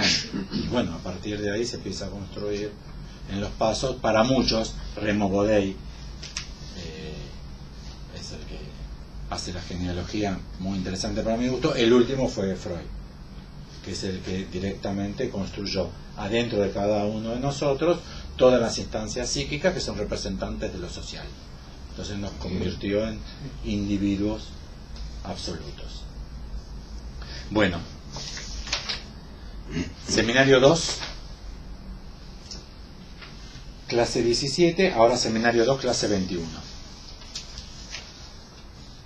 No sé cómo se llevan ustedes con los primeros seminarios de Lacan, si está todo muy lindo, pero mejor veamos lo que dice a lo último, cómo terminó de verla, de plantearla. Es interesante, efectivamente, es un tipo que hace un recorrido, como el que hizo Lacan, de puta madre. Uno tiene ganas de saber a dónde lo llevó todos estos planteos y cómo terminó de plantear el juego al final. Pero mi impresión es que nuestra lectura es tan pobre que incluso nos enriquece muchísimo estudiar lo que dice en el seminario 1 y 2. Nosotros ni estamos enterados de estas diferencias, que no pensamos este problema. que hay una concepción del deseo que es independiente del objeto, muy difícil para nosotros, porque para nosotros en la modernidad no hay deseos en objeto, y es la condición de deseante, estatuir la condición de deseante, que es partiendo de lo que no era. Se arriba a algo partiendo de lo que no era, no es que algo se perdió.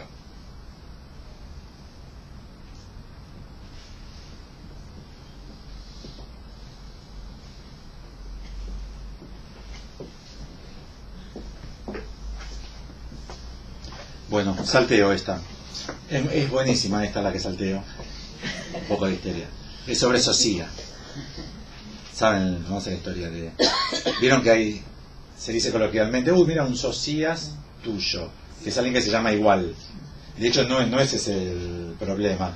El mito griego, la historia griega, es que Socias es un general que fue a luchar en esa guerra de 30 años por la toma de Atenas, y que cuando vuelve a la puerta, vuelve con la prisa típica de los guerreros después de 30 años de coger solamente con otros guerreros, quieren volver a tener una mujer, entonces golpea la puerta presuroso y adentro dicen, ¿quién es? Socias.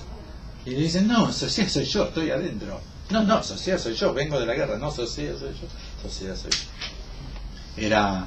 Los dioses eran bastante juguetones en aquella época, se había transformado en la imagen de Socias para cogerse a la mujer.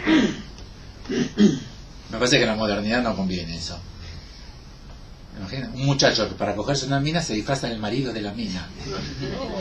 No te la cogés ni muerto, tenés que disfrazarte de una mujer, ponete peluca de mujer. ¿Se imaginan? Disfrazarse del propio marido. Vino de la oficina ahora con todos los problemas. Salteo la de Socia, que está ¿entienden, no? El problema del deseo de reconocimiento. Yo. No, yo soy Socia, no, yo soy Socia, no, yo soy Socia. ¿Quién será Socia? Lo que establezca el otro. En este caso, Alcmena, la mina. Pero no es tan crucial, me parece a mí. Seminario 5, clase 17, podría ser la anteúltima. Estamos bien de tiempo. El síntoma es, por lo tanto, algo que va en el sentido del reconocimiento del deseo, plantea Lacan, Seminario 5, clase 17. Estas son todas citas del CD.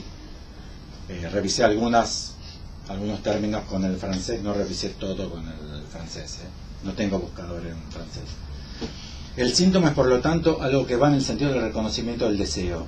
Pero ese síntoma, en tanto que él está ahí para hacer reconocer el deseo, antes que Freud haya aparecido, y por lo tanto, detrás de él, todo el grupo de discípulos, los analistas, es un reconocimiento que busca salir a la luz, que busca saber, pero precisamente porque nace, no se manifiesta sino por la creación de lo que nosotros llamamos la máscara, es decir, algo cerrado. Este reconocimiento del deseo es un reconocimiento por nadie, puesto que nadie hasta ese momento en que Freud comienza a aprender la clave puede leerlo. ¿Entienden? ¿Qué pasaba con los sueños el día antes de no sé qué día del año 1899, donde Freud reveló la clave de la interpretación de los sueños? ¿Había sueños el día antes? Sí. ¿Y se interpretaban? Sí. También. Entonces Lacan dice, ¿y entonces qué lógica tiene eso de antes de Freud? Es que nosotros llamamos la máscara, es decir, algo cerrado. Este reconocimiento del deseo es un reconocimiento por nadie, puesto que nadie hasta ese momento en que Freud comienza a aprender la clave puede leerlo. Por eso es una máscara, algo cerrado, porque nadie hasta Freud tuvo la clave para interpretar los sueños.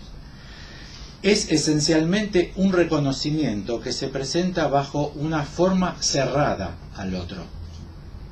Reconocimiento del deseo, pues, pero reconocimiento por personne, dice Lacan en francés, que en francés personne quiere decir persona y nadie. Y por otra parte, si ese deseo de reconocimiento, en tanto que deseo de reconocimiento, es otra cosa que el deseo, Además, él nos dice, este deseo es un deseo reprimido. Es por eso que nuestra intervención agrega algo más que la simple lectura.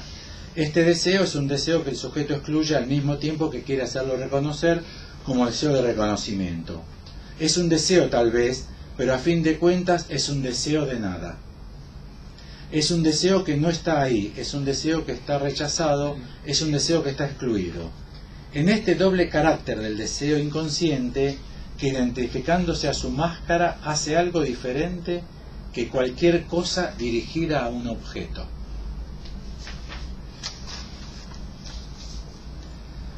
Por lo tanto, lo que vemos aquí es que interviniendo, nombrando algo, hacemos siempre más.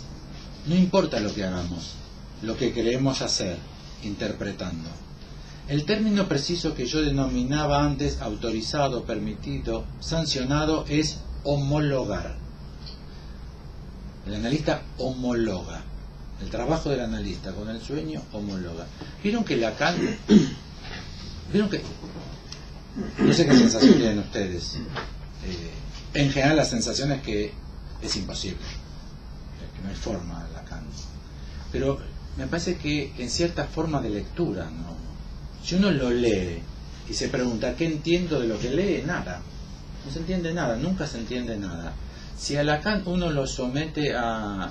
lo sube al ring y le das los guantes y el protector bucal y te trenzas a las piñas con él, es clarísimo. No son clarísimos estos párrafos. A veces me parece que requieren un poco de un comentario mío, yo agrego alguna palabrita, me pareció alguna referencia de Hegel, la meto, algún texto otro que leí de Lacan. Pero vieron que Lacan se entiende clarísimo, pero si uno lo somete a una operatoria, y esa operatoria me parece que habría que darle el estatuto de lectura, hay que leerlo, y leerlo es someterlo a preguntas. ¿Hay deseo de reconocimiento para Lacan o no hay? A mí me dicen que no hay. ¿No habrá? Le pregunto a Lacan, che, ¿vos qué decís? ¿Hay o no hay deseo de reconocimiento? Entonces uno pone deseo de reconocimiento. De hecho busqué, hay deseo de reconocimiento, no hay deseo de... Hice todas esas búsquedas, no aparece nada, No está tramitado así el problema. Lo que sí me apareció es un montón de textos sobre deseo de reconocimiento, y entonces uno se pregunta, pero ¿y qué dice Lacan que es el deseo de reconocimiento? Entonces lo primero que adviene es la desaparición del objeto. No hay para Lacan, categóricamente hablando, ninguna importancia por el objeto del deseo, aquello que nosotros a veces nos desespera. Muchas veces creemos que un paciente tiene problemas con el deseo porque está mal interpretado el objeto. ¿Entienden? Por la demanda de los padres, por la historia familiar, se fue para ese lado y en realidad se le pinchó el deseo, no tiene ganas de nada, porque su deseo era otro. En el sentido para nosotros que deseaba otra cosa. Y entonces nos ponemos a trabajar muy fervientemente con él, habitualmente los pacientes son muy dóciles en el trabajo con el analista, y entonces empezamos a buscar juntos cuál es el verdadero objeto. Y al menos para Lacan, como para muchos otros autores, e incluso en el genio de la lengua, deseo quiere decir algo que no tiene que ver con la búsqueda de un objeto, sino con una falta de algo que originalmente no estuvo, y que deseo es el estatuto. ¿Vieron la diferencia que hace con el animal? En la cita esa que leímos, el estatuto de lo que me hace hombre, que es hacerme reconocer como deseante, en el sentido de hacer reconocer que yo tengo un deseo de reconocimiento. No sé si recuerdan la dialéctica del amo y del esclavo que presenté de Hegel. Si hay diferencia, es 1 milímetro de diferencia. ¿Se acuerdan del mito antropogenético que yo les presenté desde la lectura de Koyev de la dialéctica del amo y del esclavo en Hegel? Estamos ahí al lado. Esto es lo que nos hace sujetos de deseo. ¿Qué nos hace sujetos de deseo? No desear algo, sino tener deseo de reconocimiento y obtener reconocimiento del deseo.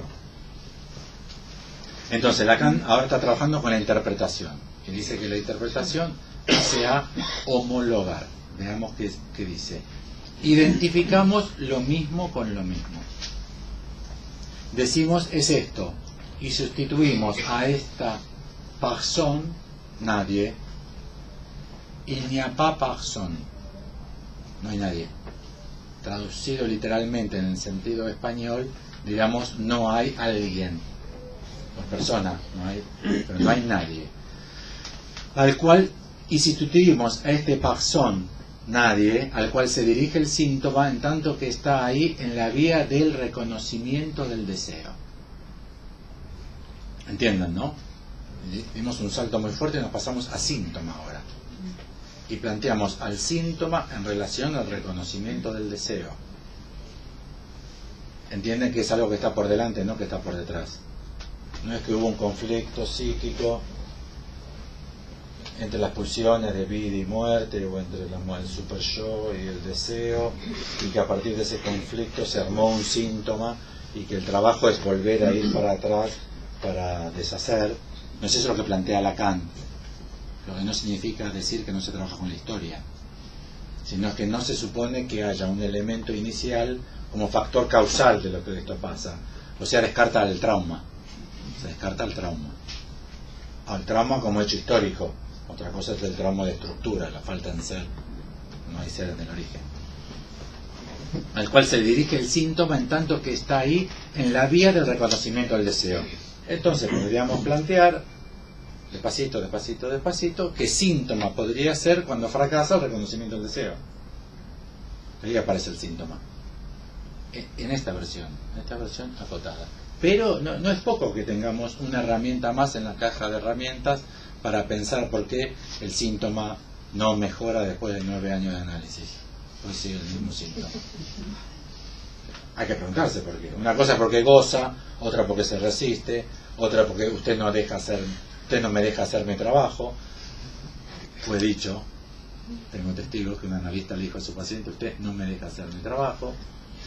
Puede ser todo eso, la resistencia del paciente, el goce, no quiere dejar de gozar, todo síntoma implica, todo eso puede ser, pero también, supongan que los últimos 3 años ustedes trabajaron eso. O sea, 6 años se interpretaron el síntoma, siguió igual o peor, y que los últimos 3 empezaron: usted se resiste, usted goza, lo que pasa es que usted obtiene satisfacción, a usted le gusta sufrir, es un masoquista de mierda, ya no me lo vamos a comer.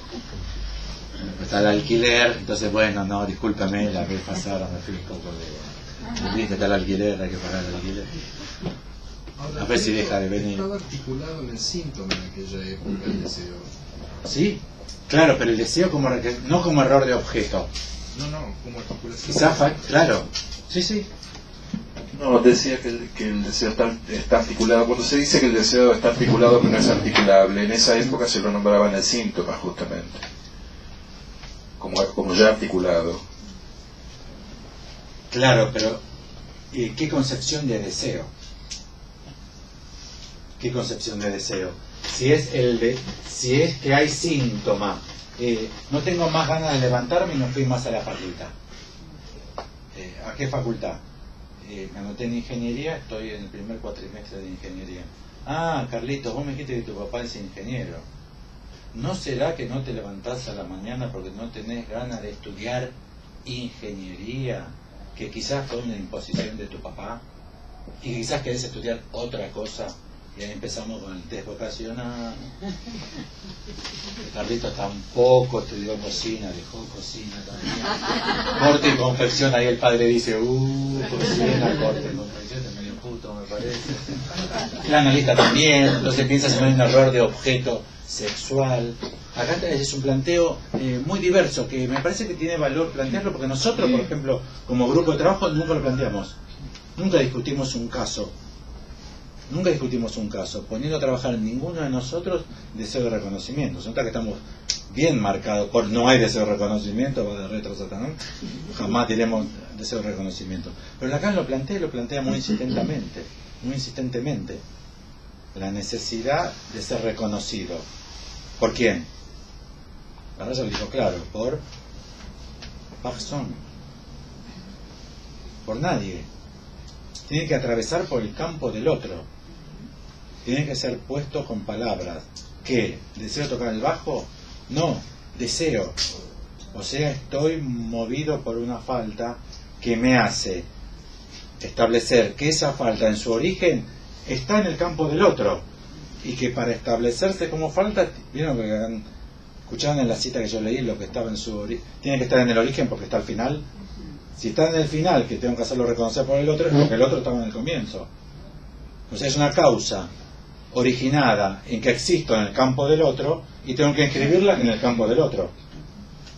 Quizá algún síntoma de nuestra clínica, quizá algún síntoma se ilumine si agregamos a nuestro stock de fórmulas para pensar al síntoma esta. También síntoma es planteado así en esta época como significado del otro. Y quizás esta requiera de reconocimiento al deseo, yo nunca lo pensé, pero quizás esta requiere, entiendan que esta fórmula, yo siempre la trabajé así, esta fórmula. Lo que es síntoma para mí, de lo que yo sufro, me quiero morir, que me hace vivir para el orto, eso que es síntoma para mí, solamente existe como síntoma para mí porque en el mundo social, cultural y lingüístico donde yo habito, eso es síntoma. Si no, ni lo sufriría. Tomen un vaso de agua cada 3 días. Es de terror. Es de terror, es el horror máximo. Hay gente que vive décadas así, familias enteras. La sequía es uno de los peores problemas de la miseria de este mundo, la falta de agua. Un amigo mío dice que China va a atacar a Argentina para quedarse con todo el agua. Lo dice todas las semanas. Trabaja con los chinos, trabaja con los chinos, guarda con los chinos, que son gente muy decidida. No se entiende un carajo que dice, le escupen el piso, pero gente decidida. Entonces lo que para mí puede ser algo tremendo, en otra sociedad puede ser común. Y lo que para mí puede ser un síntoma, solamente puede ser síntoma, no duermo más de 4 horas por día, por insomnio. Y eso para mí me sume en una situación. Hay un montón de pueblos que son obligados a trabajar como esclavos y trabajan 12, 13, 14 horas, viajan 1 hora, vuelven otra hora. Si no lo tratan con una cadena al lado de la máquina, viven así. Y no sé si entienden qué estatuto de sufrimiento eso tendría. ¿Entienden lo que digo? Como significado del otro. Esto que me pasa es un síntoma, porque respecto de mi otro, esto es planteado como síntoma. Podría ser una cagada del destino, pero no síntoma. O podría ser una consecuencia normal de las situaciones de las cosas, pero tampoco síntoma. O podría ser común porque le pasa a un montón de mujeres. ¿Entienden lo que digo? Lo que es la mujer maltratada, que tiene que ya denunciar en la comisaría a su marido, es maltratada en estas coordenadas. Quizás era vida normal en el medioevo, o hace no tanto, hace 100 años, quizás era una vida normal. ¿Y qué tal? ¿Te cagó mucho a piña? No, no me cago tanto a piña. Qué suerte que tenés, mierda, A mí me surtió hoy de terror. Y ninguna sentiría, ¿qué pasa conmigo que no lo denuncio y no le saco la tenencia? ¿Entienden lo que puede ser? Que yo no me animo. ¿Y qué pasa con esta inhibición que me... Quizás a la abuela la cinturonaron mal con la villa. Como usted dice, todo el mundo que le pegan con el cinturón, todo el mundo que es pegado con el cinturón te aclara. Si es con la villa, pues no es con la villa. Con la villa, no, sin la villa. Los que quieren salvar al padre, los que quieren hundir al padre. ¿Es con la villa o sin la villa? Pero quizás no era un síntoma no denunciarlo. ¿Por qué? Porque ahora hay que denunciar, y si no denuncias, entonces ¿qué pasa con vos? Entonces yo tengo un síntoma porque no lo denuncio. ¿Entienden lo que estoy diciendo? Yo lo interpretaba así, pero quizá también ahora se nos plantea el problema del reconocimiento del deseo. Quizás hace síntoma no obtener reconocimiento del deseo. Deseo me falta, o sea, no hice pasar por el campo del otro mi condición de deseante. Identificamos lo mismo con lo mismo, decimos es esto y sustituimos a esta persona al cual se dirige el síntoma en tanto que está ahí en la vía de reconocimiento del deseo. Pero nosotros desconocemos siempre también, hasta cierto grado, al deseo que quiere hacerse reconocer. En tanto que siempre, hasta cierto grado, le asignamos su objeto. Mientras que no es un objeto del que es deseo, sino que es deseo de esa falta que en el otro designa otro deseo. Acá dio 2 vueltas interesantísimas. Lo vuelvo a leer. Vamos a hacer de esta la última, porque esta ya tiene más elementos de los que nosotros trabajamos y nos interesan. el término preciso, bueno, por lo tanto lo que vemos aquí es que interviniendo, nombrando algo, hacemos siempre más. Estamos hablando de la interpretación de los sueños, de antes de Freud, de a partir de Freud, con la clave, Parson, nadie se acuerda de dónde venimos, sigue así. Por lo tanto, lo que vemos aquí es que interviniendo, nombrando algo, hacemos siempre más. No importa lo que hagamos, lo que queremos hacer, interpretando. El término preciso que yo denominaba antes, autorizado, permitido, sancionado, es homologar. Identificamos lo mismo con lo mismo. Decimos, es esto. Y sustituimos a esta persona al cual se dirige el síntoma, en tanto que está ahí en la vía del reconocimiento del deseo. Pero nosotros desconocemos siempre también, pero nosotros los psicoanalistas, pero nosotros desconocemos siempre también, hasta cierto grado, al deseo que quiere hacerse reconocer, en tanto que siempre, hasta cierto grado, le asignamos un objeto. Al asignarle un objeto, no reconocemos al deseo en tanto que deseo. Le asignamos su objeto, mientras que no es un objeto del que es deseo, sino que es deseo de esa falta que en el otro designa otro deseo. Y acá me parece que ya pegó el salto. Antes teníamos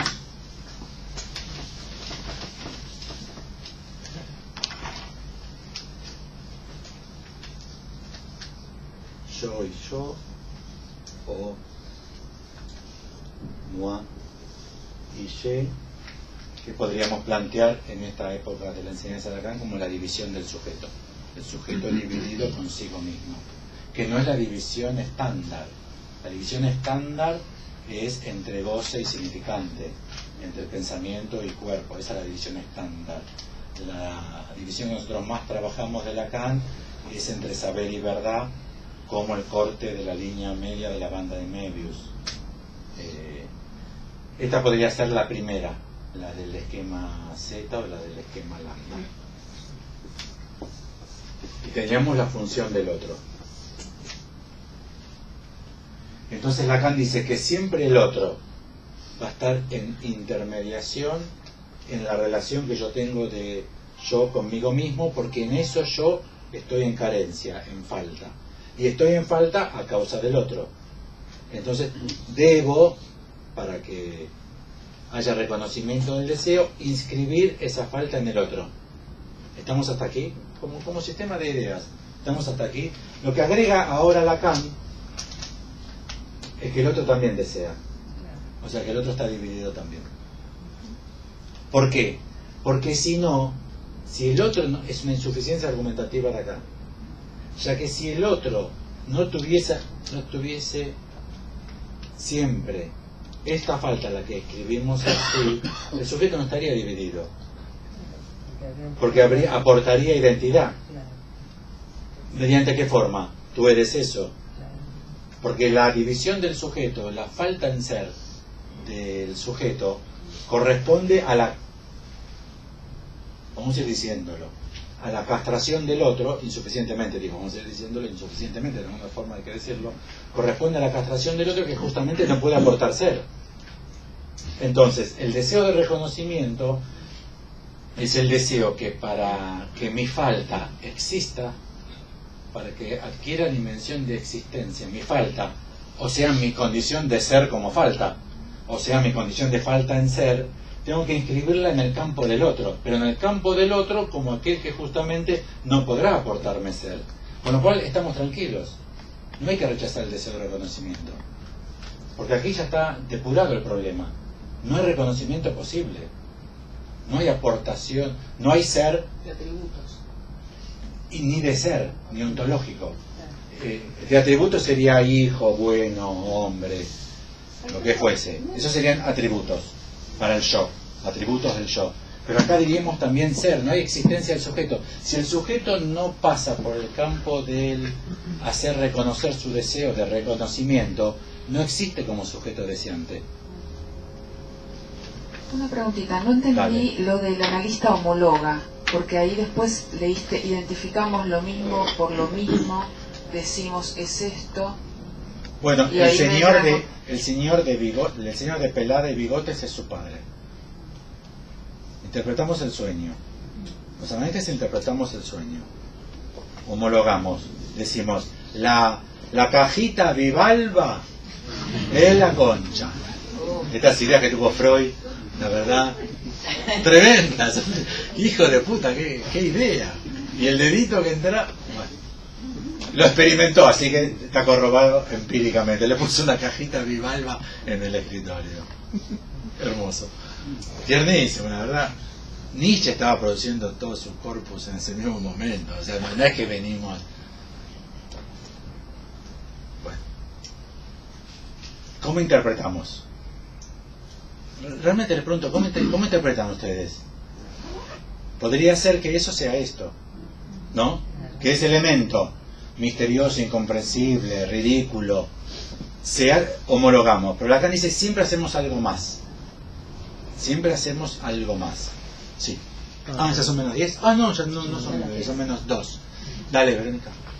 Última, ¿eh? Perdón, me extendí al final.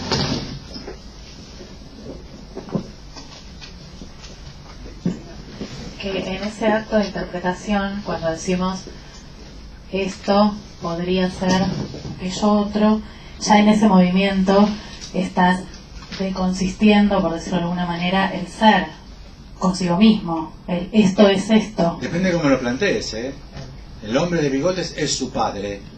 Presenta una argumentación que puede confundir mucho si deconsistís o hacer. Por eso digo que no, yo dije podría ser. Claro, depende de cómo se maniobre, pero me parece que lo que está que en no juego... que es su padre. A mí me parece que lo que está en juego, lo que propone Lacan es, no hay que perder de vista que usted sueña. Veo que Lacan siempre dice que nos olvidamos del acto de decir y nos quedamos en el contenido del dicho. El contenido del dicho es operable, por ejemplo, homologando. Pero me parece que lo que Lacan no advierte es que usted me está contando, ¿se ha dado cuenta? Usted me está contando un sueño a mí. Paréntesis. ¿Los pacientes no nos cuentan sueños a nosotros para nosotros? Muchas veces como clave, muchas veces como regalito, muchas veces vamos a terminar el año bien, doctor, un sueño. ¿Sí o no? Digo, ese elemento es una imaginarización secundaria del campo del sueño que implica establecer una interpretación de su contenido, o es la esencia del sueño, aquello que Freud no descubrió, que es el campo donde se reconoce el deseo. ¿Eso sería ese algo más que hacemos? Claro, Además de, si lo hacemos, digamos, sería el reconocimiento. siempre hacemos algo más. Usted me está contando un sueño a mí. Esta escena radica en que usted me cuenta un sueño a mí. Está haciendo pasar para que exista ese sueño en contármelo a mí. La puta que lo parió. Yo me lo acordaba, la puta madre, me lo acordaba. Y ahora que te lo quiero contar, no me lo acuerdo. No puede decir tranquilo, igual ya lo soñaste. O sea, no. Quizás se perdió lo esencial de ese sueño. ¿Entiende que cambió el enfoque? Ese algo más. ¿Martín? Sí, dos cosas. Una impresión, quizás el retorno a Lacan hoy pueda hacer algo parecido a esto, digo, poder recuperar lo que se perdió. Una de las modalidades de lo que podría ser el retorno a Lacan. Y dos, digamos, se usa deseo como deseo de analista, deseo de saber, y también hablaste de función deseo. Quizás haya que hacer como se habla de sujeto, supuesto saber, y se habla de sujeto. Quizás hay que hacer esa diferencia, deseo como concepto, en el sentido de este recorrido que estás haciendo, que estás hablando a la función del deseo, porque igual lo usaste también así, ¿no? Digo, diferenciarlo de otros modos de uso del deseo. Claro, yo no lo pensé, dije función del deseo, pero hasta que vos no me lo devolvés, yo no lo pensé, de verdad no estoy haciendo una parodia de deseo de reconocimiento. Entonces podríamos decir que la función deseo sea la condición de existencia del sujeto deseante. La función deseo, ¿qué quiere decir? 2 puntos. No se trata del objeto, aunque aparezca o no aparezca. No se trata, sino deseo de reconocimiento en el nudo del reconocimiento del deseo. Y en ese sentido me parece que el próximo paso que da Lacan después de esto, como si fuera una formalización de estos dos que presentaste, propongo como hipótesis, es alineación y separación. Claro, pero se termina el deseo del analista. Se termina el deseo del analista, haciendo hincapié en esta función en análisis. Y la responsabilidad del analista es presentar esta función. A la luz de esto, no responder a la demanda ya se puede pensar de otra manera, que no es negar el vaso de agua, ¿no? No responder a la demanda, claro, no responder a la demanda podría ser ahora quedarse en el contenido manifiesto del sueño. Al revés, porque antes decíamos tenemos que trabajar en el contenido manifiesto del sueño. Y ahora sería no olvidarse que el contenido manifiesto del sueño, diga lo que diga, agujereado como esté agujereado, etcétera, etcétera, etcétera, solamente es un vehículo para que se presente el deseo de reconocimiento que busca el reconocimiento del deseo, o sea, del sujeto como decía antes.